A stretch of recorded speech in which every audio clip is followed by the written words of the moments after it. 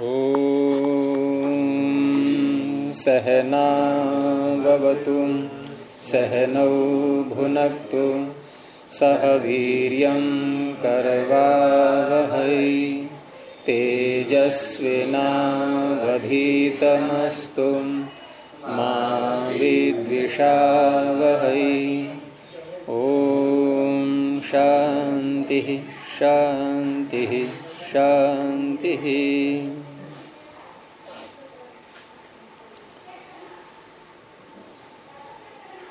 न्याय दर्शन की प्रथमावृत्ति की 62वीं कक्षा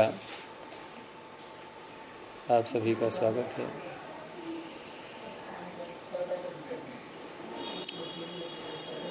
अव्यय संज्ञा के प्रकरण में तीसरा सूत्र चल रहा है, कृन मेजंतः। कृत प्रत्यांत शब्दों की अव्यय संज्ञा करने वाला, और वो कृत प्रत्यय कैसे होने चाहिए, मकारांत हो या एजंत हो। तो पीछे हमने मकारांत का देखा, स्वादुम कारम भुंक्ते। तो आज सुकामा जी सुनाएंगे इसको। स्वादुम कारम कैसे बना।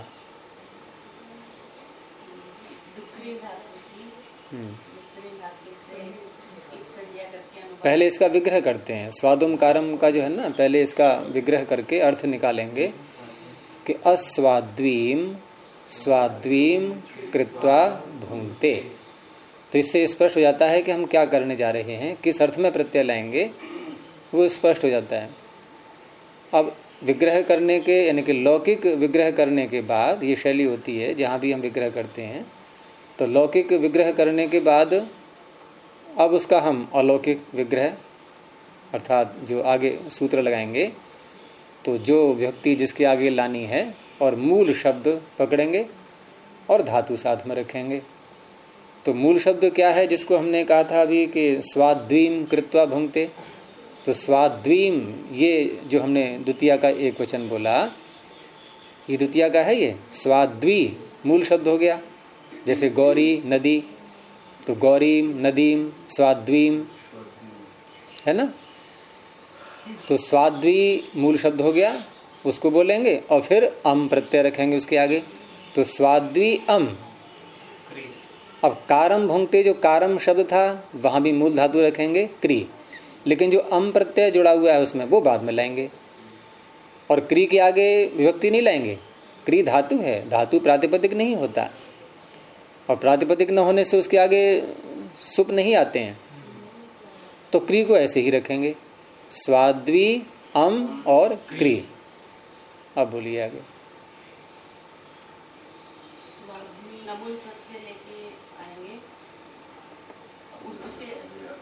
णमुल प्रत्यय का सूत्र। अब णमुल प्रत्यय लाने वाला सूत्र, हाँ, स्वादुमी णमुल। तो स्वादुम, स्वादुमी में सप्तमी है, तो क्या अर्थ होगा यहाँ सप्तमी का। तीसरे अध्याय के सूत्रों में, धातुओं के अधिकार वाले सूत्रों में, सब में नहीं, धातुओं के अधिकार वाले सूत्रों में जब सप्तमी विभक्ति आती है जिन पदों में, उनका नाम होता है उपपद। तत्रोपपदम सप्तमी स्थम। तो स्वादुम, यहाँ जो सप्तमी आ रही है स्वादुमी में, तो यहाँ स्वादुम का नाम है उपपद। तो उपपद अर्थ बोलेंगे फिर, यानी कि स्वादुम उपपद। अब ये सप्तमी जो आई है, सप्तमी के कारण से स्वादुम नाम तो हो गया, उसका उपपद नाम तो हो गया स्वादुम का। स्वादुम का नाम जो उपपद हुआ, ये तो हुआ सप्तमी के कारण से, लेकिन सप्तमी का अर्थ नहीं है ये। उपपद होना ये सप्तमी का अर्थ नहीं है। सूत्र ये कह रहा है कि जिनमें सप्तमी है उनको आप उपपद मान लेना। ठीक है, मान लिया हमने उपपद, लेकिन अब प्रश्न फिर वही रहेगा कि सप्तमी का अर्थ क्या करें। तो यहां सप्तमी जो है ये सती सप्तमी है एक प्रकार से, होने पर। सती सप्तमी कैसे अर्थ करते हैं? होने पर, राम के वन जाने पर ऐसा ऐसा हो गया, दशरथ की मृत्यु हो गई, तो इसे कहते हैं सती सप्तमी।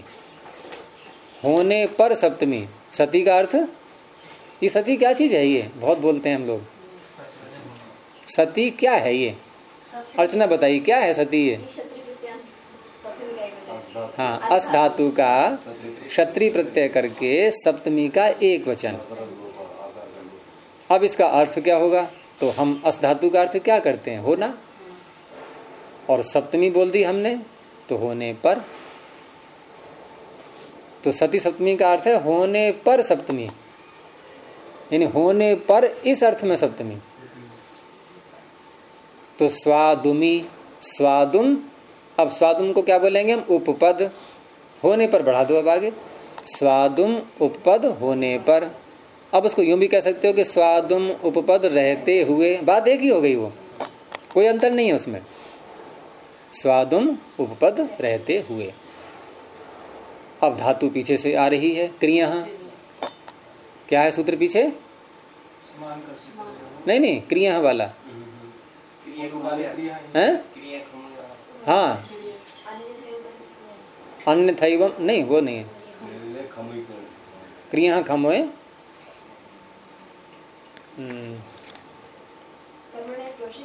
हाँ, कर्मण्या क्रोशे क्रिया खमोए। तो क्रिया पीछे से ले लो। अब क्या अर्थ बन जाएगा? ये सिद्धि मैं सुना रहा हूं कि आप सुना रही हो?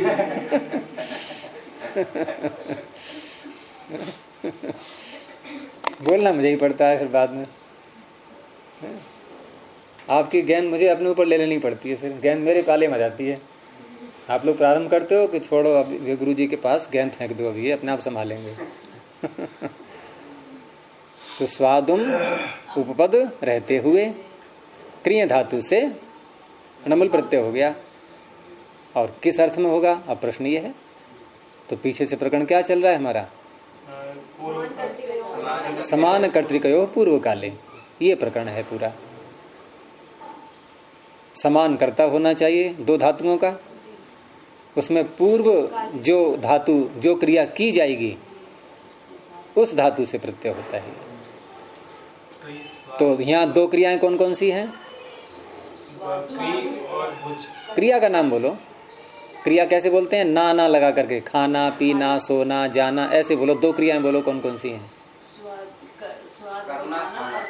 खाना, करना और खाना। इनमें पहले कौन सा होगा? यानी स्वादिष्ट करना, तो उससे प्रत्यय होगा, खाने से नहीं होगा, भुज धातु से नहीं होगा। भुज से हो सकता है, लेकिन जब भुज पहले रखेंगे तो इन्हें खा करके अब कुछ करना है तो वहां ऐसे हो जाएगा। तो इसने समान कर्तृका, समान कर्ता वाली दो धातुएं और पूर्व काल वाली से णमुल प्रत्यय हो गया। चलिए, तो स्वादु अम क्री अम। अब ये णमुल का अम है, ये द्वितीय का एक वचन नहीं है। अगला कार्य पहले कृत तद्धित समासाश्च, सुप धातु प्रातिपदिकों से लुक हो गया। हाँ, स्वादु, अब अम नहीं है। अब यहाँ प्रश्न ये उठ सकता है आपको कि स्वाद्वी शब्द है हमारे पास में, तो स्वाद्वी कृदंत होने से, कृत तद्धित समास, तीन बातें हैं उसकी। कृदंत होने पर भी प्रातिपदिक संज्ञा, तद्धितांत होने पर भी प्रातिपदिक संज्ञा, समास होने पर भी प्रातिपदिक संज्ञा। यहाँ कौन सा है इन तीनों में से? कृदंत होने के कारण से। और कृत संज्ञा है इसकी, किसकी? णमुल की। किस सूत्र से? कृदतिंग। तो कहीं कोई उलझन नहीं है, सब नियम के अनुसार ही कार्य चल रहा है। लेकिन बात यह थी कि स्वाद्वी शब्द था प्रारंभ में, कि स्वाद्वी अम और क्री, यहां से हमने प्रारंभ किया था और बाद में स्वादुम बोल दिया। तो ये बना बनाया शब्द पाणिनि ने स्वादु से स्वादुम बनाया नहीं है, सूत्र के द्वारा सिद्ध नहीं किया है कि ऐसे ऐसे करेंगे आदेश, बना बनाया पढ़ दिया है। इसे कहते हैं निपातन। अब हमें ये समझ लेना है कि जो भी स्वाद अर्थ वाले शब्द हैं, वो चाहे संपन्न है या लवण है, अन्य शब्द भी, उनके आगे मकार जोड़ देना है। यानी मूल शब्द है स्वादु, वो ई जो था ना ङीप, वो भी हटा दिया गया है। मूल शब्द स्वादु वहां से लिया और उसके आगे मकार जोड़ दिया। किस सूत्र से जोड़ दिया? तो सूत्र भी यही बोला जाएगा यहाँ, स्वादु मीणमुल। यद्यपि ये प्रत्यय कर रहा है, कोई कह सकता है कि प्रत्यय कर रहा है, ये मकार कहाँ जोड़ रहा है? तो मकार उच्चारण किया है पाणिनि ने, इसलिए इससे ये भी ध्वनित हो रहा है कि मकार जोड़ा जाएगा। ये पता भी लग गया। इस शैली को बोलते हैं निपातन। निपातन का अर्थ क्या होता है? निश्चित गिर पड़ना या गिराना। पातन, पातन क्या है? गिराना। और पतन गिरना। पातन गिराना। तो पाणिनि एक निश्चित शब्द बना करके ऊपर से टपकाया, सूत्र में गिरा दिया। ये क्या हो गया? निपातन। बना बनाया पढ़ दिया उसमें। हाँ, तो अब ये स्वादुम बोलेंगे हम। अब स्वादु या स्वाद्वी नहीं बोलेंगे, स्वादुम। उसके आगे से अम हट चुका है अब, तो स्वादुम क्री और अम, ये इतना हो गया है। आगे फिर हाँ लगा देंगे, वृद्धि कर देंगे, लगा देंगे,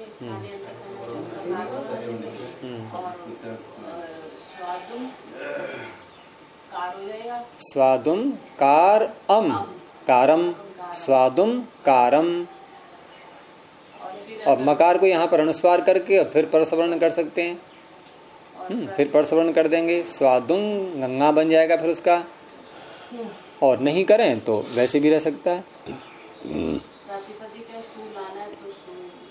नहीं, वो तो आएगा ही, सु तो आना ही है। अब इस सूत्र ने यहाँ आकर के अब इसकी अव्यय संज्ञा कर दी। किस सूत्र ने? कृण्ण मेजंतः, इसने अव्यय संज्ञा कर दी। हाँ, क्या करे? अव्यय संज्ञा करके अब जो सु आया था वो हट जाएगा, तो यही रहेगा शब्द स्वादुम कारम। अब कोई ये समझे कि स्वादुम कारम में द्वितीय व्यक्ति का एक वचन है, ये मत समझ लेना। कौन सी व्यक्ति का है ये? है सु प्रत्यय आया था ना, उसका लुक हो गया है, तो विभक्ति व्यक्ति कुछ नहीं बोली जाएगी यहाँ पर। पद तो है ये, लेकिन अव्यय पद है। ऐसे ही संपन्नम कारम भुंक्ते हैं।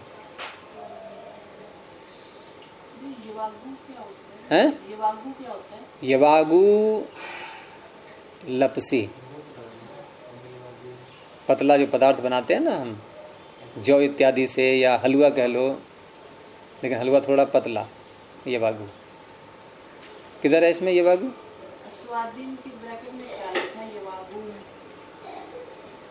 अच्छा, ये हाँ, वो इसलिए दिया है कि यवागु को स्वादिष्ट बनाए खाता है, ये मतलब। अस्वाद्वीम का तात्पर्य अस्वादिष्ट। वो कौन है? यवागु। यवागु अच्छा नहीं लग रहा है थोड़ा खाने में, तो उसमें कुछ और अपना जो रुचिकर पदार्थ है वो डाल दिया, इलायची डाल दी, या अन्य मीठा थोड़ा बढ़ा दिया, मेवाएं डाल दी। इन सब से क्या हो गया? ये रुचिकर हो गया, स्वादिष्ट लगने लगा।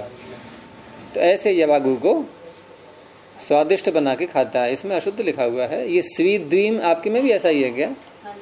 स्वीद्वीम नहीं, स्वी स्वा पे ई की मात्रा है क्या?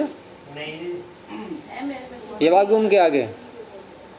तो ये दूसरे संस्करण में इन्होंने आगे वाले में गलती कर दी है। ये लिखा है अस्वाद्वीम यवागुम स्वीद्वीम कृत्वा भुंक्ते।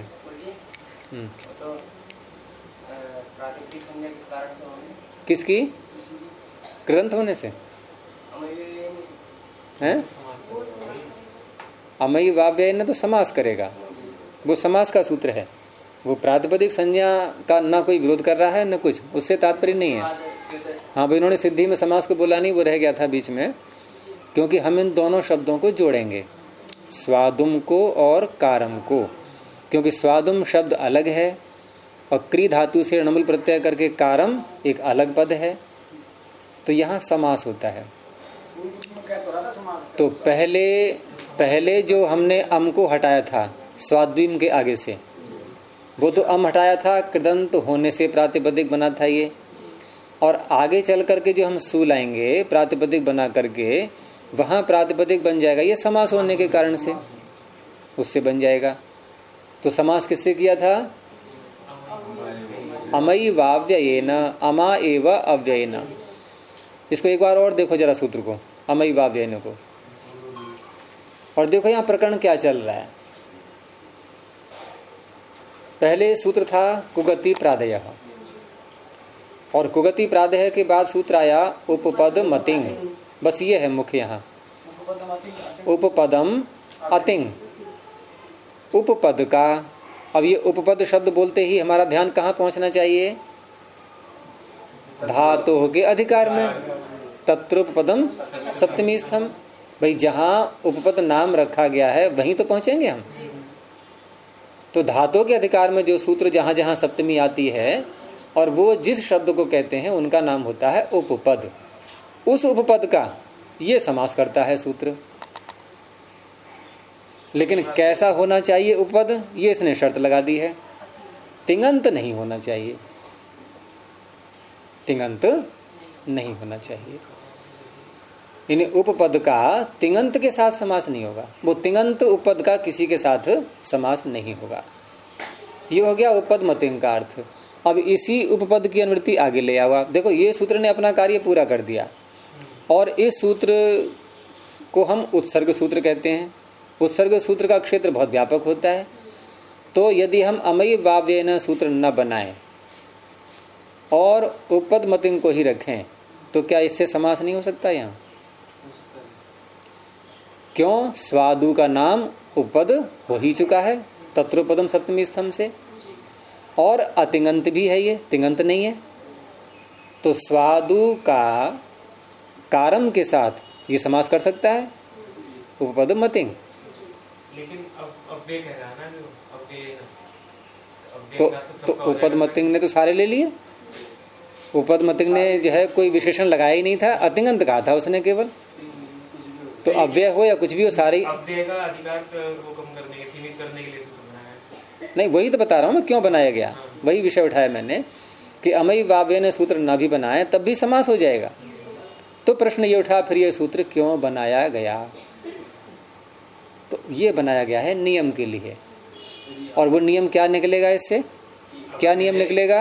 अव्ययों के साथ केवल हाँ, यदि उपपद मतिंग जो सूत्र समास कर रहा है, ये समास तो अतिङंत उपपद का प्रत्येक शब्द के साथ करेगा। ये प्रत्येक शब्द में अव्यय भी आ गए सारे, यानी प्रत्येक अव्यय। अब ऐसे बोलो इसको, उपपद मतिंग यदि अकेला ही रहेगा अपने मैदान में तो ये प्रत्येक अव्यय के साथ उपपद का समास करेगा।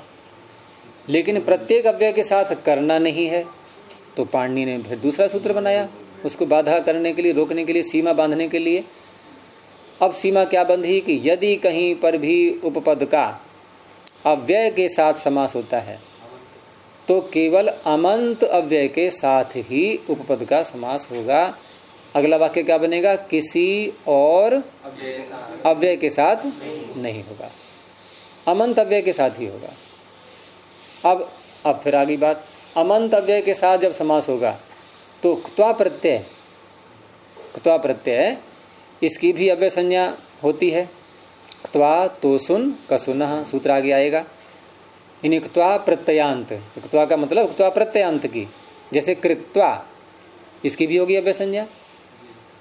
तो जब ये नियम कर दिया कि यदि समास करना है तो अमंत के ही साथ होगा, अव्ययों का समास करना है तो कृत्वा का भी समास किसी के साथ नहीं हो सकता। फिर नहीं हो सकता ना, ये हो सकता है। हाँ, ये अमंत कहाँ है? अमंत नहीं है ना, अव्यय। तभी तो कह रहा हूँ, यानी उपपद मतिंग यहाँ समास कर पाएगा? नहीं कर पाएगा। क्यों? अमयी वाव्येन रोक लगा रखी है। वो कहता है नहीं, अगर तुम्हें अव्यय के साथ समास करना है तो केवल तुम्हें अमंत अव्यय ही मिलेंगे और कोई नहीं मिलेगा, तो क्त्वा नहीं मिलेगा इसको। इसलिए फिर क्त्वा का सूत्र अलग बनाया गया। देखो आगे, अमयी वाव्येन के आगे है नहीं है, तो क्यों बनाना पड़ा ये? यदि हम अमयी वाव्य केवल उपपद मतिंग सूत्र को रखें तो न तो ये अमीवावेन सूत्र रहेगा, फिर न उक्त्वाचा बनाना पड़ेगा। उक्त्वाचा क्यों बनाना पड़ा? अमीवावेन के कारण से। और अमीवावेन क्यों बनाना पड़ा? कि सारे अव्ययों को रोकने से। अब सारे अव्ययों को रोका तो वो भी रुक गया बेचारा, उक्त्वा भी, उसको फिर अलग से लिया गया। तो ऐसे आपस में बंधे हुए हैं, गुथे हुए हैं सूत्र ये। तो ये है। अब इनके अतिरिक्त तो और जो अव्यय रह जाते हैं उनके साथ समास नहीं होता है। जैसे आप उदाहरण ले लो, तदा, यदा इत्यादि, ये ऐसे ही मिलेंगे बिल्कुल। क्या बोलते हैं उसको, छड़े ये ऐसे ही मिलेंगे, ये किसी के साथ जुड़ते नहीं है कभी भी है ना। ये ऐसे अव्यय हैं, जुड़ने वाले केवल या तो अमंत या फिर इक्त्वा, ये जुड़ जाते हैं। त्वा प्रत्यांत वो अलग है, फिर उसको छोड़ो, अभी ज्यादा मत बढ़ो आगे, न प्रकरण हमारा दूसरा हो जाएगा फिर ये तो इस तरह से यहाँ अमैवाव्ययन ने समास कर दिया है, स्वादुम का और कारम का, दोनों का।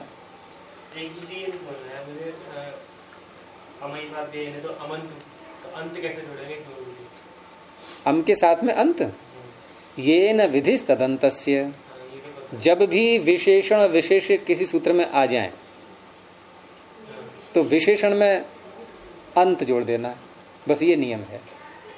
ये न विशेषणेन विधिर विधीयते स तदंतस्य ग्राहको भवति, ये उस सूत्र का अर्थ है। अब यहाँ देखो, पहले अमा तृतीया का एक वचन, अव्ययेन तृतीया का एक वचन, दो व्यक्तियां समान हो गई, तो एक विशेषण एक विशेष्य। कौन विशेषण?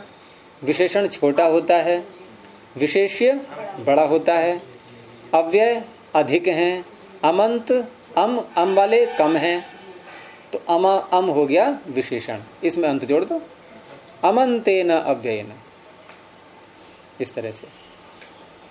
और ये शैली आपको सब जगह काम देगी। यही ये न विदेश तदंत से सूत्र लगाने में बड़ी उलझन रहती है लोगों को कि ये कहाँ लगाया जाए। अब यदि कहीं पर कोई विशेषण ही नहीं बन रहा, अकेला ही शब्द है, तो ये सूत्र नहीं लग पाता है। फिर ये न विदेश तदंत से ये वहां लगता है जहां दो समान व्यक्तियां आ जाएं, तब लगेगा ये। जैसे हमने कहा अचवर्णिति, अचर में व्यक्ति, अंगस्य में फिर दो हो गए तो नहीं हो गए। अब अंग अधिक हैं कि अजंत अधिक हैं, तो अच बन गया विशेषण, तो अजंतस्य अंगस्य, ठीक है। अच्छा, अब आ जाओ अतोबधायक पर, अतः में विभक्ति षष्ठी और अंगस्य में, अब आपको उलझन पड़ेगी। अब क्या करोगे? और एक और है उपधाया षष्ठी, अब क्या करोगे? तीन षष्ठियां हैं। अब यहां जो अतः शब्द षष्ठी है, इसका विशेषण कौन है? उपधा। उपधा का आकार, आकार कैसा हो? तो विशेषता बता दी, उपधा का आकार हो, तो ये तो उसके साथ जुड़ के चरितार्थ हो गई षष्ठी। अब ये षष्ठी चरितार्थ हो गई। अच्छा, अब उपधा किसकी हो? वो अंग से जोड़ेगा। अब ये उसका बना फिर अंग विशेषण। यानी उपधा भी किसकी हो? अंग की उपधा हो, और उस उपधा का आकार हो। ये षष्ठियां ऐसे आपस में जुड़ी हुई हैं, इनमें विशेषण विशेषभाव वैसा नहीं है कोई। अब यहाँ पर अंगांत नहीं कह सकते आप, अंगांत बनता नहीं। अंत जब भी आएगा किसी के साथ में, तो या तो कोई एक वर्ण हो या कोई एक संज्ञा हो। जैसे प्रत्यय एक संज्ञा है कोई, वो प्रत्ययांत हम बोल देते हैं ऐसे करके। या फिर कोई एक वर्ण हो, जैसे अच प्रत्याहार एक वर्ण आएगा उसमें कोई भी, तो वहां अजंत ऐसे बोल देंगे। तो इस प्रकार से करते हैं, यहाँ संबंध जोड़ते हैं आपस में। ऐसे ही मिदिर गुण में देखो। अच्छा, मिदेह में व्यक्ति क्या है? षष्ठी है। और अंगस्य में अब क्या कैसे बोलेंगे? हैं? अब किसको बनाया आपने विशेषण? किसको बनाया? अंग ज्यादा है कि मिद ज्यादा है? अंग ज्यादा है, मिद कम है, तो मिद बनेगा विशेषण। यानी कैसा अंग? मिद रूपी अंग। तो क्या हम ये कहें कि मिदांत अंग? यहां अंत नहीं जोड़ पाएंगे आप, क्योंकि मिद कोई न तो संज्ञा है, ये न कोई एक वर्ण है, संज्ञा हो, कोई एक वर्ण हो, कोई इकाई तो मिल जाए हमारे पास में। ये मिद कोई संज्ञा नहीं है, ये एक धातु का उच्चारण करके हमने बोला है। तो अब कैसे बोलेंगे इसको? मिदेह अंगस्य, मिदांतस्य अंगस्य नहीं, मिदंतस्य अंगस्य नहीं, मिदेह अंगस्य। अब यहां प्रश्न ये उठाया, फिर ये गुण वृद्धि जो गुण कर रहा है ये किसको करें? इसलिए पाणिनि ने फिर एक और बनाई परिभाषा, एको गुण वृद्धि। क्योंकि अगर इतना ही बोल दिया हमने कि मिद अंग के स्थान में गुण होता है, तो मिद अंग में तो कितने हैं? तीन वर्ण हैं, मकार, इकार, दकार। किसको होगा गुण? किसको होगा? दकार को भी हो सकता है, मकार को भी हो सकता है, इकार को भी हो सकता है। ये प्रश्न उठेगा ना। तो ऐसी अवस्था में अनिश्चयात्मक अवस्था आ गई, तो वहां एको गुण वृद्धि परिभाषा काम करती है। और एक जब पहुंचेगा वहां पर, इन इकह गुण वृद्धि इक को पहुंचा देता है, इकह को पहुंचा देता है, षष्ठी को। षष्ठी के रूप में ही जाएगा ये वहां। अब षष्ठी के रूप में जाएगा और संबंध जुड़ेगा इसका मिदेह के साथ में। अब देखो, अब मिदेह में षष्ठी और इकह में षष्ठी। अब वो भूल जाओ सारी की अंगस में षष्ठी, मिदेह में षष्ठी, वो तो हो गया, आपस में जुड़ गया संबंध उनका। अब मिदेह में षष्ठी और इसमें इकह में षष्ठी। अब इन दोनों बताओ कौन विशेषण है और कौन विशेष्य है? हैं? अब यहाँ इकह बन गया। नहीं, इकह कैसे बन जाएगा? इकह कैसे बन जाएगा? यहाँ मिदेह ही है विशेषण, यहाँ भी अब भी ठीक है, यहाँ भी मिदेह है। यानी किसका एक प्रश्न उठेगा, किसका एक? तो जो हम किसका के बाद उत्तर बोलेंगे वो होता है विशेषण। तो किसका एक, जैसे किसकी पुस्तक? राम की। तो रामस्य पुस्तकम, यहाँ कौन है विशेषण? रामस्य। यद्यपि आपको व्यक्तियां अलग दिख रही होंगी, यहाँ पर एक षष्ठी है, एक प्रथमा है, लेकिन ऐसे भी विशेषण बोले जाते हैं। यानी राम विशिष्ट पुस्तक, राम का स्वत्व जिस पुस्तक पर है ऐसी पुस्तक। ऐसे ही यहां एक किसका हो? केवल मिद का हो और किसी का नहीं। तो यहां अंत शब्द नहीं जुड़ेगा, इसमें अंत शब्द नहीं जुड़ेगा। अच्छा, अब आ जाओ इस पर, सार्वधातु कार धातु कयो हो। अब इस सूत्र पर आ जाओ। इसमें जिसको हमें गुण करना है वो षष्ठी वाला पद कौन सा है? इसमें वो षष्ठी वाला पद कौन सा है जिसको गुण करना है? है ही नहीं, कुछ भी नहीं है। केवल अंगस्य का अधिकार है, गुणों की निवृत्ति आ रही है, बस। है नहीं है, केवल अंगस्य का अधिकार है, गुण की अनुवृत्ति आ रही है। तो षष्ठी एक ही में तो मिली भाई, जिसको हम गुण करेंगे षष्ठी होनी चाहिए उसमें। और सार्वधातु कार तो क्या सप्तमी है, तो षष्ठी किस में है? केवल एक शब्द हमारे पास में है, अंगस्य। तो अंगस्य गुणो भवति, यही तो अर्थ बनेगा। अब यहाँ फिर वही प्रश्न, अंग जो भी होगा उसके कौन से वर्ण को गुण होगा? तो फिर अनिश्चयात्मक स्थिति। अब फिर परिभाषा आ गई। अब परिभाषा मिदेह गुणा में भी पहुंची थी और यहाँ भी आई, लेकिन यहाँ आकर के अब कुछ और ही अर्थ बनेगा इसका। अब षष्ठी कितनी हो गई? 2। वहां भी 2 ही थी ना, 2 ही तो बनेंगी।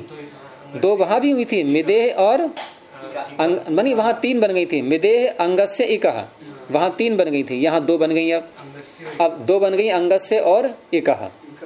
अब यहाँ कौन विशेषण कौन विशेष्य, ये प्रश्न उठेगा। ठीक है ना, कि अंग का एक और एक रूपी अंग, तो यहां बनाया गया है एकह को विशेषण। और विशेषण बनाएंगे तो अब अंत विधि जुड़ जाएगी, ये न विधि तदंतस्य। अब अर्थ होगा इगंतस्य अंगस्य, अंगस्य एकह नहीं, इगंतस्य अंगस्य। और यही उसमें व्याख्या में दिया है सारा एको गुण वृद्धि में, कि कहीं तो अंग बनेगा विशेषण, जैसे मिदेह अंगस्य एकह, और कहीं बनेगा ये एक विशेषण, यहां अंत जुड़ जाएगा। इस तरह से इसके अर्थ होते हैं। तो हमारा विषय काफी अलग हो गया है, फिर समेट करके और वापस आ जाइए अपनी बात पर। तो स्वादुम कारम भुंगते, ऐसे ही मान लो किसी को खाना दिया गया। अब खाना दिया गया तो कुछ स्वार्थी प्रवृत्ति के लोग होते हैं ऐसे, वो ये भी नहीं देखते कि औरों को बचेगा कि नहीं बचेगा, हैं? तो पेट भर के खा रहा है, उसको ये ध्यान नहीं कि औरों को बचेगा या नहीं बचेगा, बांट कर खा रहा है, नहीं, पेट भर के खा रहा है।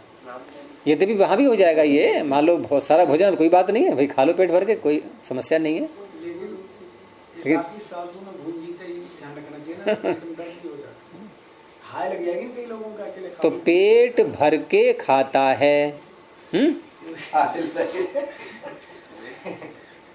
कोई ये पहला माल खा रहा है, हम लोग यहाँ बैठ करके देख रहे हैं, तो हमारी हाई तो लगेगी ना वहाँ तक पहुँचेगी।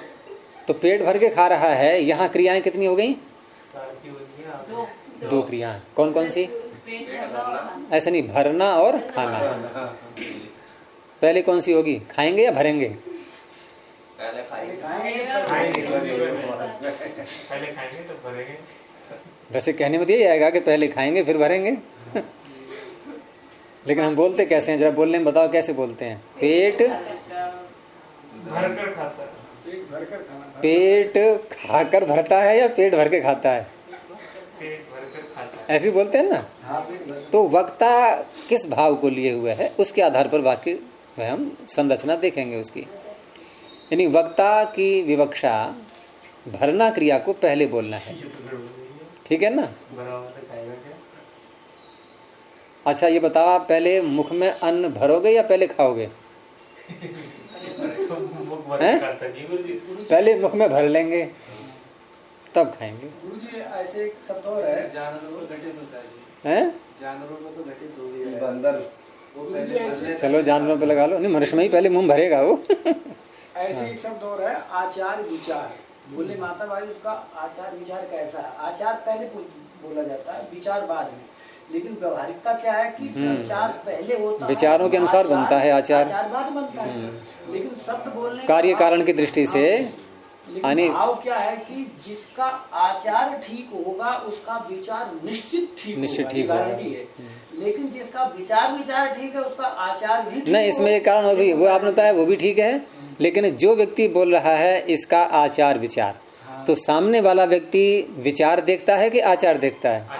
आचार देखता है, वो पहले बोला जाता है। वही मतलब आचरण गुरुजी विचार की गारंटी है। हाँ गारंटी है बिल्कुल। हाँ, लेकिन विचार गारंटी नहीं है, विचार गारंटी नहीं है। कथनी करनी में अंतर बहुत दिखाई देता है, कथनी भिन्न है, करनी भिन्न है। शब्दों का प्रयोग गुरुजी कई बार जो है घरेलू जो होते हैं ना उनमें भी वैज्ञानिकता। ऐसी एक शब्द आता है, सुना होगा आपने कि भाई गुरुजनों की, अपने वृद्धों की, माता पिता की क्या बोलते हैं, सेवा शुश्रूषा करनी चाहिए।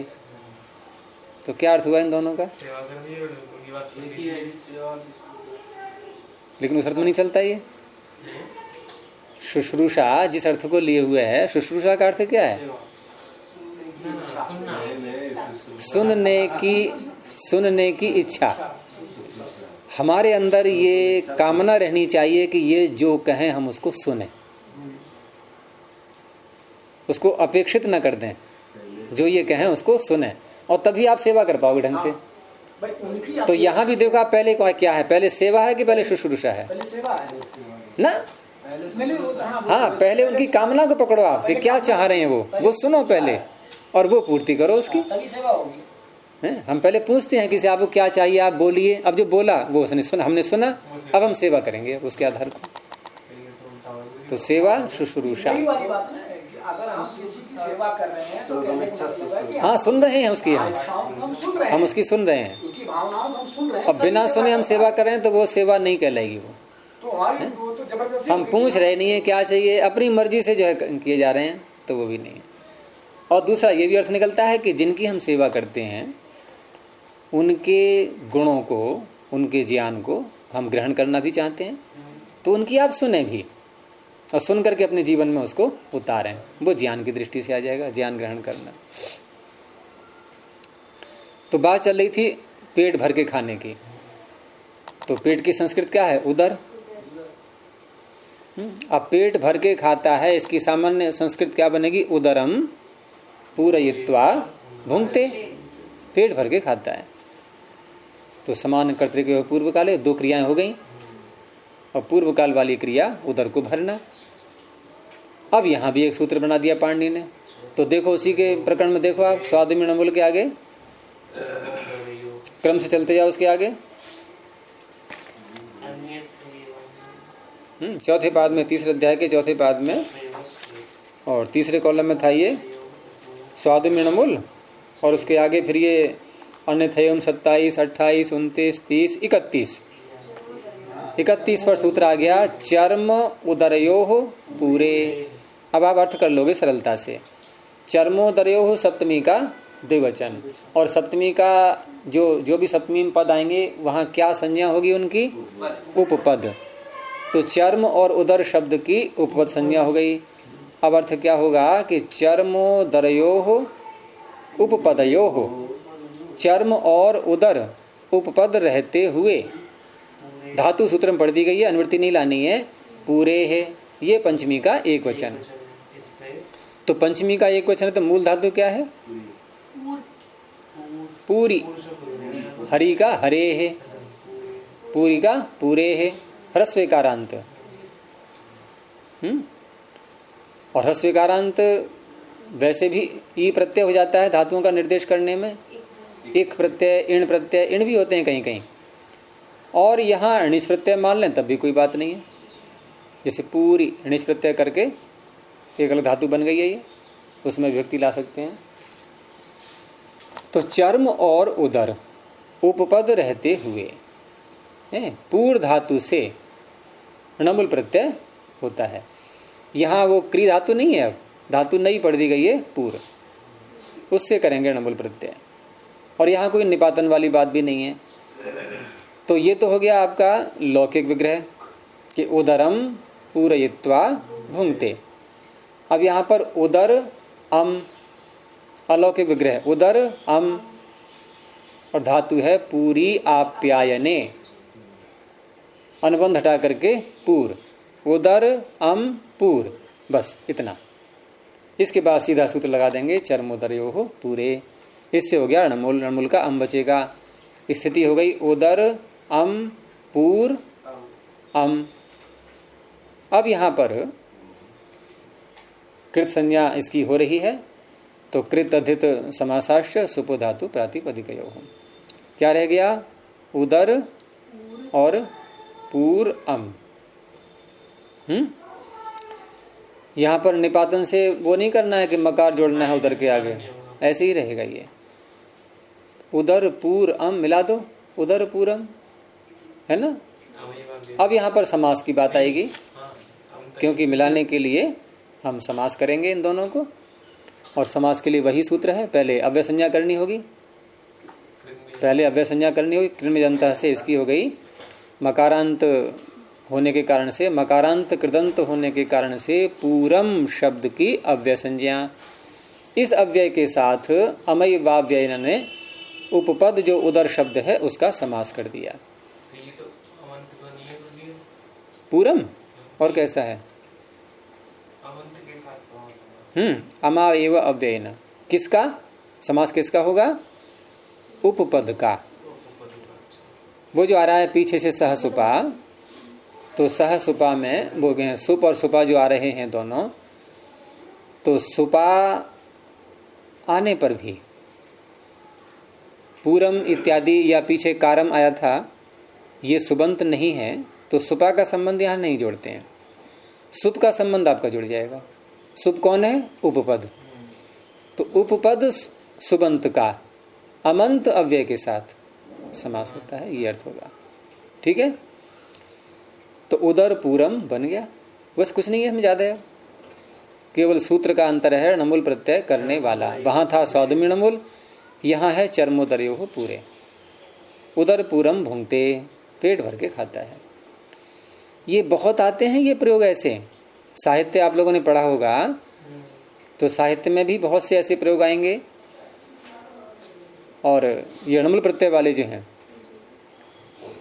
योग दर्शन में भी व्यास के भाष्य में वो आया था ना, समूल घातम हता भवंती। वहां जो क्लेशों की बात आई थी, क्लेश जड़ सहित सारे नष्ट हो जाते हैं, तो समूल घातम हता, ये सब इसी प्रकरण से बनते हैं सारे। ये शब्द ये जो प्रकरण है ना, ये सामान्य कर्तृक पूर्व काले से प्रारंभ होकर के फिर णमुल का यहाँ से प्रारंभ जाता है, स्वादमी णमुल। और ये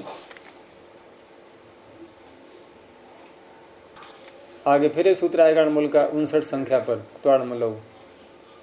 तो ये काफी लंबा है। तूष्णीम भव, तूष्णीम कृत्वा, ऐसे भी शब्द आते हैं ये।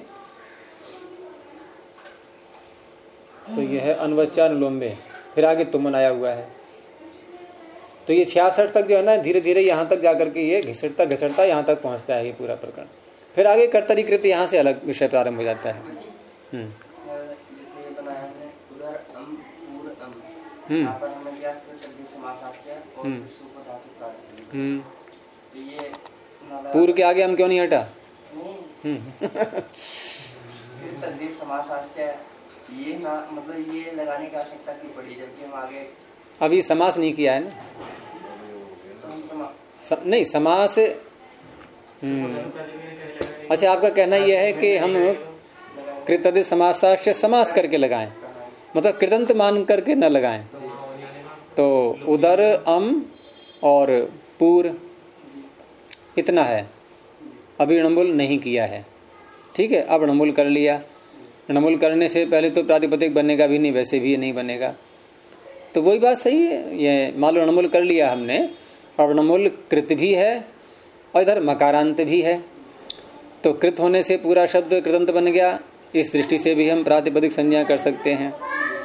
तो हम उसको जो स्वादु के आगे जो अम है उसको पहले ही हटा देंगे। एक तो ये प्रक्रिया हो गई, और दूसरा ये है कि हम पहले समास कर लें इसका अमय वाव्ययन से, और समास करके भी बन जाएगा प्रातिपदिक, तब भी सुपर। तो दोनों में से कैसा भी कर सकते हैं। तो वैसे आप जो कह रहे हो वो ज़्यादा अच्छा रहेगा, समास कर लें पहले और उसके बाद इसको लगा देंगे। इन्होंने कैसे किया है यहाँ? स्वाद्वी अम करके और क्री से ये णमुल आ गया और कृततिंग। हाँ ठीक है, इन्होंने वैसे ही किया है। कृततिंग जो है कृत संज्ञा करने के बाद ये तुरंत ही ले आए कृन मेजंतः, उसके बाद फिर अमय वावेन, उसके बाद कृतद्धित समासाश्च। तो इस तरह से कर लेंगे। तो उधर पूरम समझ में आ गया। चलिए मकारांत से आगे बढ़े थोड़ा। अब आगे क्या था? मेजंतः में मकारांत और एजंत। तो एजंत में एज, इसमें कितने वर्ण आते हैं? 4। अब 4 में से जो मिल जाए, आवश्यक नहीं है सारे मिल जाए आपको, जो मिल जाए देखते हैं, ढूंढते हैं कौन कौन से मिलेंगे। तो पहला उदाहरण इसका है वक्षे रायः। देखो अब तक हमारा जो ये प्रकरण था णमुल का, यहां भी 2 क्रियाएं हैं, समान कर्तृकयोः पूर्व काले, और पूर्व काल वाली क्रिया हमारा विषय थी यहाँ पर 2 क्रियाओं में से। अब जो हम आगे बढ़ रहे हैं, एक और ऐसा प्रकरण आता है, वहां भी 2 क्रियाएं होती हैं, और वो विषय होता है तुमुन प्रत्यय का। इसको बोलते हैं तुमर्थ, क्योंकि तुमुन प्रत्यय का बहुत व्यापक प्रयोग होता है, और जिस अर्थ में तुमुन किया जाता है उस अर्थ में अन्य प्रत्यय भी आगे किए गए हैं। तो उन प्रत्ययों का अर्थ बताने के लिए तुमर्थ कह देते हैं कि तुमर्थ में ये प्रत्यय हो रहे हैं। तो हमें क्या समझना है अब कि तुमुन प्रत्यय किस अर्थ में होता है, ये पकड़ना पड़ेगा पहले। तो तुमुन प्रत्यय का जो मुख्य सूत्र है, सूत्र कई हैं लेकिन जो सबसे मुख्य सूत्र है वो कौन सा है? तुमुन णमुल, क्या बोल रहे? तुमुन णमुलौ क्रियायाम क्रियार्थायाम, ये है मुख्य सूत्र। इसको निकाल लो पुस्तक में, ये आपका 4थे कॉलम में आएगा सूत्र, 3रे अध्याय में, और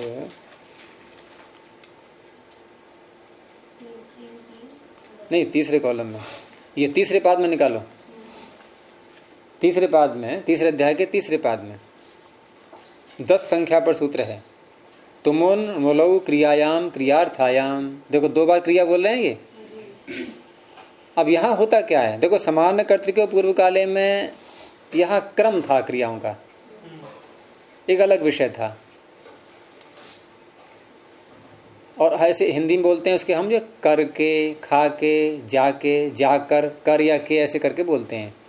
और एक हिंदी में चलता है के लिए, पढ़ने के लिए, खाने के लिए, जाने के लिए बोलते हैं नहीं, एक करके और के लिए। तो करके में क्त्वा प्रत्यय प्रमुख है और के लिए में तुमुन प्रत्यय प्रमुख है। तो के लिए में भी 2 क्रियाएं होती हैं। मैं पढ़ने के लिए जा रहा हूं, कितनी क्रियाएं हैं? कौन कौन सी? पढ़ना और जाना। जाना। यहां पहले कौन सी है, पीछे कौन सी है, ये छोड़ दो। अगर उस दृष्टि से देखें तो गमन पहले हो रहा है, पढ़ना बाद में होगा। यहां हम कैसे देखेंगे कि दो क्रियाएं हैं लेकिन दोनों का संबंध है आपस में। जैसे देखो वहां पर खा करके पढ़ता है, यहां खाना और पढ़ना इनका संबंध नहीं है, कुछ भी कोई संबंध नहीं है। खाना अलग है, पढ़ना अलग है। लेकिन पढ़ने के लिए जाता है, यहां जाना क्रिया, गमन क्रिया पढ़ने के लिए हो रही है, जाने के लिए नहीं जा रहा है। कोई यात्रा करने से जा रहा हूं मैं, गमन क्यों कर रहा है? किसी और क्रिया को करने के लिए। तो जहां ऐसी दो क्रियाएं आ जाएं कि एक क्रिया दूसरी के लिए हो, वहां होता है तुमुन। तो फिर देखो सूत्र तुमुन उणुल भी होता है, हमारा विषय केवल तुमुन का है अभी। और कब होता है? क्रियायाम क्रियार्थायाम, क्रियार्थायाम क्रियायाम। क्रियार्थ है विशेषण उसका, यानी क्रिया कैसी हो? क्रियार्थ क्रिया हो, क्रिया के लिए क्रिया हो। तो पढ़ने के लिए जाता है, यहां क्रियार्थ क्रिया कौन सी है? क्रियार्थ क्या है और फिर क्रिया क्या है? क्रियार्थ पढ़ना, पढ़ने के लिए। हाँ, जिसके लिए, ठीक कहा आपने। क्रियार्थ क्या है? यानी जिसके लिए क्रिया की जा रही है वो क्या है? पढ़ना। क्रियार्थ क्रिया, तो जिस क्रिया के लिए दूसरी क्रिया हो रही है वो पहली क्रिया कौन सी है? पढ़ना।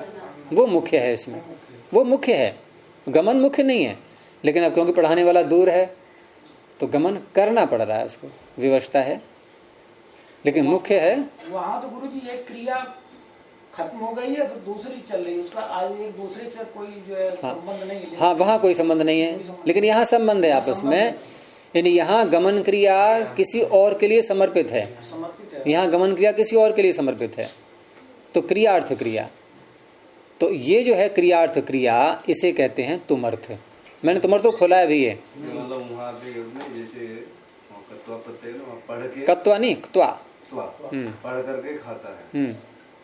यहाँ दूसरे एक साथ, यहाँ कोई संबंध नहीं है आपस में, कोई संबंध नहीं है, दोनों अलग अलग हैं बिल्कुल।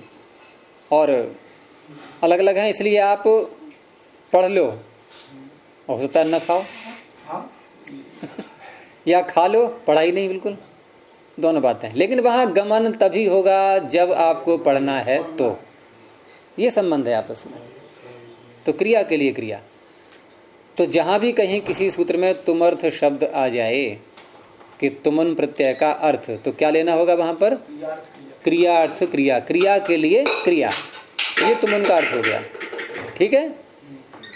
अब सूत्र हम लाएंगे एक वैसा ही जिसमें तुमर्थ शब्द पड़ा हुआ है। तो सूत्र निकाल लीजिए, ये चौथे पाद का 9वां सूत्र। अभी जो हमने बोला था ये तुमन लोग क्रियायाम क्रियार्थायाम, ये तीसरे पाद का था। लेकिन यहाँ ये मैंने क्यों खोला था सूत्र? ये तुमन प्रत्यय का अर्थ बताने के लिए, जिससे स्पष्ट हो जाए। अब निकालो चौथे पाद का ये आपका 9वां सूत्र। और यहाँ चल क्या रहा है? ये 6 संख्या पर सूत्र है आपका छंदसी। छंदसी की निवृत्ति आ रही है, यानी वेद का विषय है ये। वेदों में कैसे कैसे प्रयोग होता है, तो छंदसी की निवृत्ति आ रही है। सूत्र लगाना है हमें तुमर्थे। इसको याद करते करते ही छक्के छूट जाते हैं लोगों के सूत्र के इसमें प्रत्यय ऐसे गिना दिए गए हैं, फिर उनको संधि करके जोड़ के मिलान के बोलना तो अटपटा सा जो है लगता है, और उसमें जिह्वा गड़बड़ हो जाती है। तुमर्थे से नसे सेन से कसे नद्धे अध्ययन कद्धे कध्यन श्रद्धे श्रद्धे तभी तबेंग तबे न, ऐसे करके तो कई प्रत्यय हैं इसमें, और सारे सूत्र में 2 पद हैं, एक तुमर्थे और एक से लेकर के और तबे न तक। धातु का अधिकार आ रहा है, छंदसी की निवृत्ति आ रही है, तो क्या अर्थ हो जाएगा? धातु मात्र से। ठीक है। तुमुन प्रत्यय के अर्थ में वेद में ये प्रत्यय होते हैं, और तुमुन प्रत्यय का अर्थ स्पष्ट हो ही गया है, क्रिया के लिए क्रिया होनी चाहिए। अब हमें वच धातु से इन प्रत्ययों में से कोई प्रत्यय करना है। तो वच का क्या अर्थ होगा फिर ये प्रत्यय कर देंगे तो? वच का अर्थ क्या है? कहना। और इन प्रत्ययों में से कोई प्रत्यय हमने कर दिया तो क्या अर्थ होगा वच का फिर? कहने के लिए। ये बता रहा था मैं। अब हमारा अभ्यास क्या बन गया है संस्कृत पढ़ते पढ़ते सुनते सुनते साहित्य को, कि जब भी के लिए अर्थ हम अपने मुख से निकालते हैं, भाव लाते हैं, हिंदी में ऐसे अर्थ होता है, तो वहां तुमन दिमाग में घुसा रहता है कि यहाँ तो वक्षे लिखा है, ये वक्षे का अर्थ कहने के लिए कैसे बन गया? अरे कहने के लिए होता तो वक्तुम बनता। तो वेद में यदि कहीं वक्षे आ रहा है तो उसका अर्थ क्या है? वक्तुम। यह है इसका तात्पर्य। ये तुमन प्रत्यय का अर्थ है। तो प्रत्यय कौन कौन से करता है ये?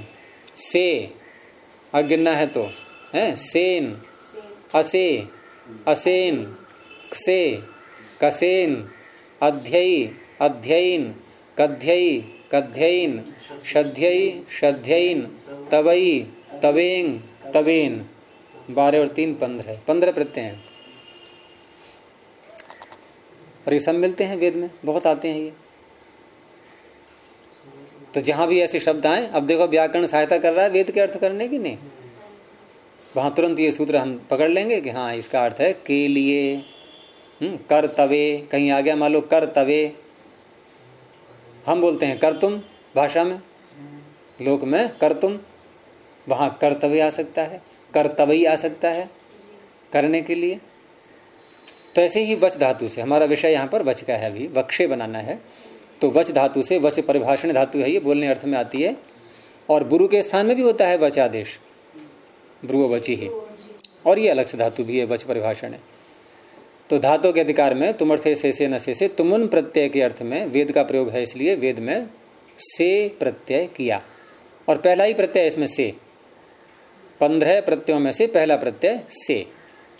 एक 15 प्रत्यय वो थे तिप्तसी इत्यादि, नहीं वो तो 18 हैं, 15 क्यों? और ये 15 प्रत्यय हैं। तो वच से ये बन गया, वच धातु के आगे से प्रत्यय आ गया। रोहित समझ में आ रहा है? ये क्या निकल रहा है ऊपर से? तो नीचे से निकल, ये भी ऊपर से निकल रहा है। फिर कैसे शास्त्री बनेगा? तो वच से प्रत्यय करने के बाद अब चकार के आगे सकार आ गया, तो तैयार बैठा है सूत्र कौन सा? चूहुकु। और वहां अनुवृत्ति 2 की आती है, झली और पदांते। तो हम पदांते को लें या झली को लें चूहुकु में? क्योंकि पद तो है नहीं वच।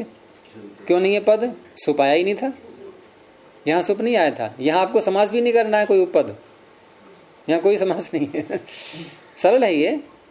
तो चौहुकु का अर्थ क्या हुआ? चवर्ग के स्थान में कवर्ग हो जाता है, झल परे रहते, झल परे हो, अथवा चवर्ग पद के अंत में आ जाए, या तो चवर्ग पद के अंत में आ जाए या चवर्ग के आगे झल आ जाए। झल आ गया, पद के अंत में नहीं है ये। अंत में तो है चवर्ग लेकिन पद नहीं है। वच पद नहीं है, पद कब बनता है? सुबंत हो या तिंगंत हो, कुछ भी नहीं है ये तो झल परे वाली शर्त यहां फिट हो गई। तो चवर्ग को कवर्ग, स्थान अंतरतम है, चकार को हो गया ककार, वक से। अब ककार जब हो गया और से का सकार प्रत्यय का सकार है, तो प्रत्यय का सकार हो या आदेश का सकार हो, दोनों ही सकारों को यदि इण और कवर्ग से उत्तर आ जाए तो उसको मूर्धन्य हो जाता है, आदेश प्रत्ययो हो। तो इण से उत्तर आ गया ये सकार प्रत्यय का, या कवर्ग से उत्तर आ गया? कवर्ग से उत्तर आ गया, तो सा को श कर दो आदेश प्रत्यय से, वक शे। अब कौन सूत्र लगाएंगे दोनों को मिलाने के लिए? कोई सूत्र नहीं है।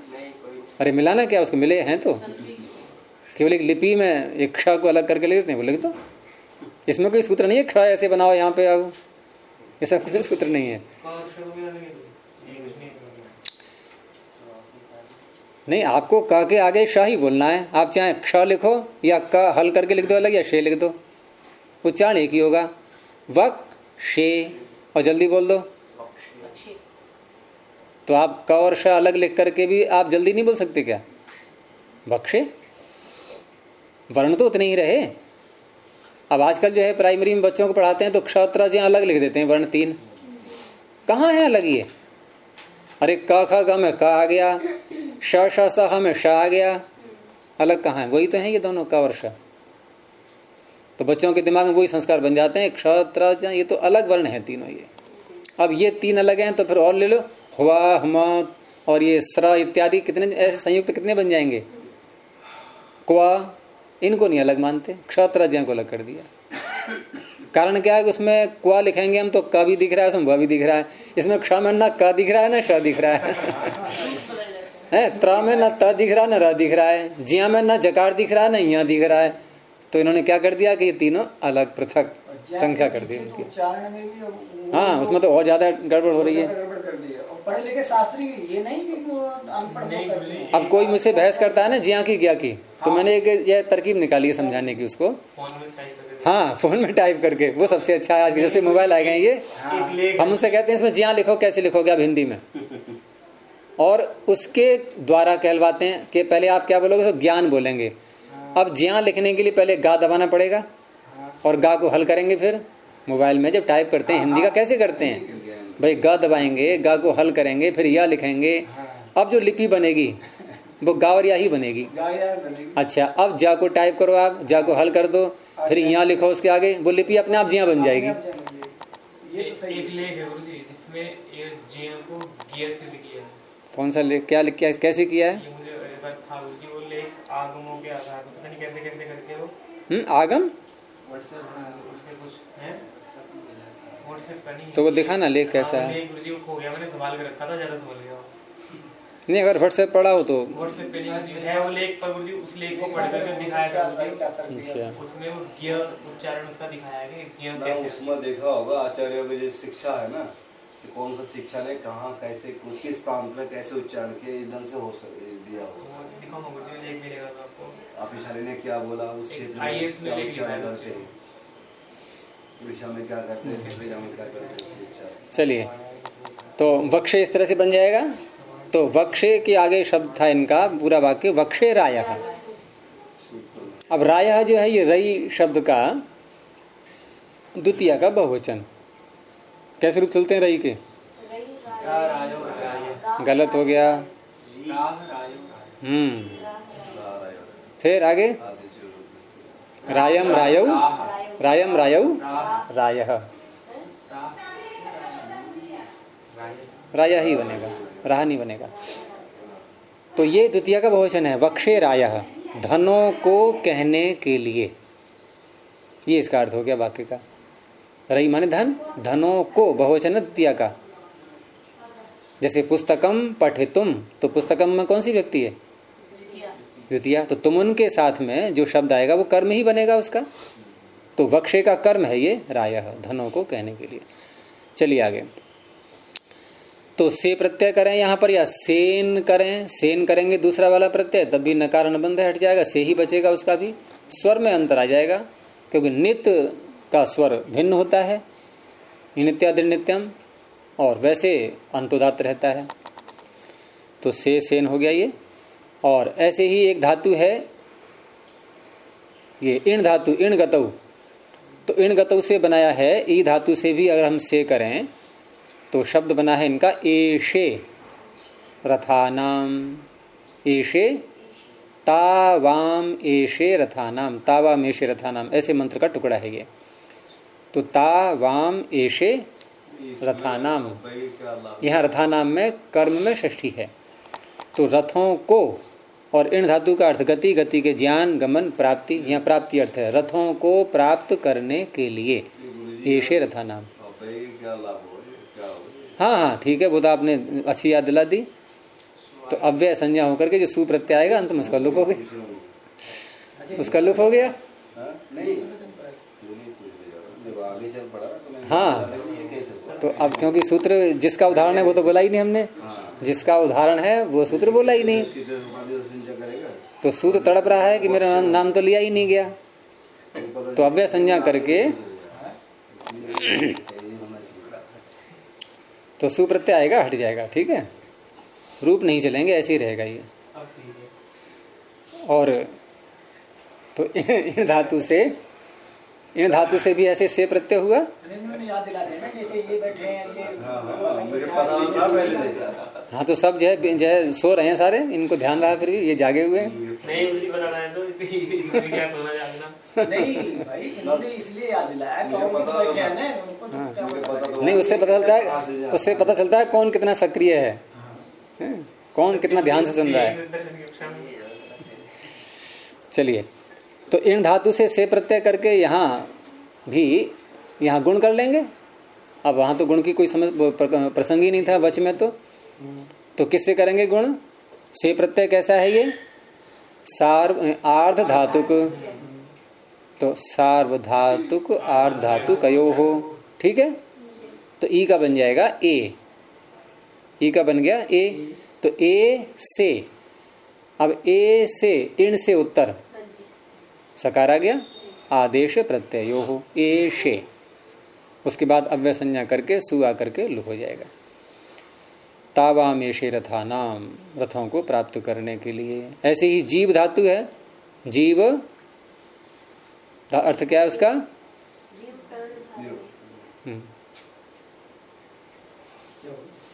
जीव बल भी तो अर्थ है शायद इसका, बल और प्राण है, तो जीव प्राण धारण है, प्राण धारण है, प्राण धारण करने अर्थ में ज्यादा प्रयोग करते हैं इसका। तो जीव से हमें बनाना है, तो जीव धातु से कौन सा प्रत्यय लाना चाहिए? से ला करके बन जाएगा जीव से, असे लाया जाएगा, क्योंकि वह में अभी तो है और धातु हलंत है। जीव तो तुमर्थे से सेन, आगे असे असेन, दोनों में से कोई सा ले लो। यहाँ कोई प्रक्रिया न गुण है न वृद्धि है, कुछ नहीं है। जीव असे, जीव से अव्यय संज्ञा होके सु आएगा, हट जाएगा। जीव से, जीने के लिए हो गया। और एक अन्य शब्द भी इसी में निपातन से पढ़ा हुआ है, ये तुमर्थे से नसे के आगे सूत्र देखो, दृशे विख्ये च, मिल गया। इसमें दो शब्द बने बनाए पढ़े हैं इन्होंने, तो उसमें कल्पना कर लेंगे प्रत्यय की। तो क्या कल्पना की जाए आप बताओ? दृश्य धातु से हमें ए जोड़ना है, तो क्या प्रत्यय लाएं इनमें से न से इत्यादि में से, या अन्य कोई कल्पना करें? दृश्य से यदि से लाते हैं नहीं बनेगा। अच्छा, असे लाते हैं तो भी नहीं बनेगा। और हैं कितने प्रत्यय इसमें? हैं से, सेन, असे, असेन, हैं कसे, कस, ये सारे अध्यय, अध्ययन, इसमें से एक भी प्रत्यय नहीं फिट बैठ रहा है इसमें। तो एक नया प्रत्यय उसकी कल्पना कर ली गई है, निपातन है ये। अब नया प्रत्यय कल्पना हम ए की कल्पना कर लें, ए है दृश्य, ए और दृश्य सही रहेगा, सबकी स्वीकृति है। ए प्रत्यय करेंगे तो गुण की प्राप्ति नहीं होगी, तो कौन सा प्रत्यय करना चाहिए हमें? जिसमें गुण ना हो, जिसमें गुण ना हो या जिसके पर रहते गुण ना हो दृश्य को। तो कैसा प्रत्यय होना चाहिए? ये तो आपने जो बात मैंने बोली वो बोल दी है। प्रत्यय का स्वरूप क्या हो फिर? उसमें ऐसा अनुबंध आना चाहिए जिस अनुबंध के कारण से गुण वृद्धि का निषेध हो जाता है। ककार जोड़ दो, कित कर दो उसको, के, तो के प्रत्यय है। अब के हो गया कित, तो गुण करने वाला आएगा कौन सा? नहीं, गुण करने वाला कौन सा आएगा? फिर सोच लो एक बार, इगंत है क्या ये दृश्य? पुगंत लघु पदस्य आएगा, किंग च रोक देगा, नहीं तो फिर दर्शे बनेगा। अगर आपने ए प्रत्यय किया तो दर्शे गुण हो जाएगा, और बनाना है दृश्य, तो के प्रत्यय निपातन से है इसमें।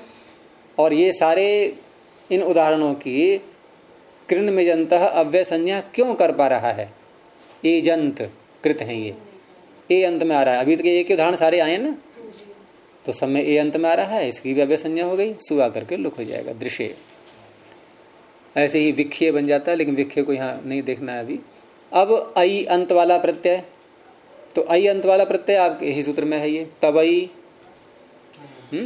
तवई आ रहा है ना, एक ही है नहीं और भी है, अध्ययी है, अध्ययन है, कध्ययी, कध्ययन, श्रद्धेय, श्रद्धेयन, तवई, इतने हैं ये सब इनके अंत में आई है। तो धातु है म्लेच्छ। अब म्लेच्छ धातु से यहां किया गया है तवई प्रत्यय, और तवई है आर्ध धातुक और वलादि भी है, इसलिए इट आगम भी हो जाएगा। आर्ध धातुक अस्येट वलादे है, तो बन गया म्लेच्छी तवई, अव्यय संज्ञा होकर के सु का लोप हो जाएगा। ठीक है, बस एक प्रतीक मात्र होते हैं उदाहरण, आप बढ़ाने को कितने बढ़ा लो। जितने भी मकारांत और एजंत हैं कृत प्रत्यय हैं ये, वो जब भी किसी शब्द के अंत में आएंगे उनकी ये अव्यय संज्ञा करता जाएगा। हो गया पूरा ये कृन मेजंतः। बस आगे पढ़ देते हैं। प्रणव ध्वनि हो।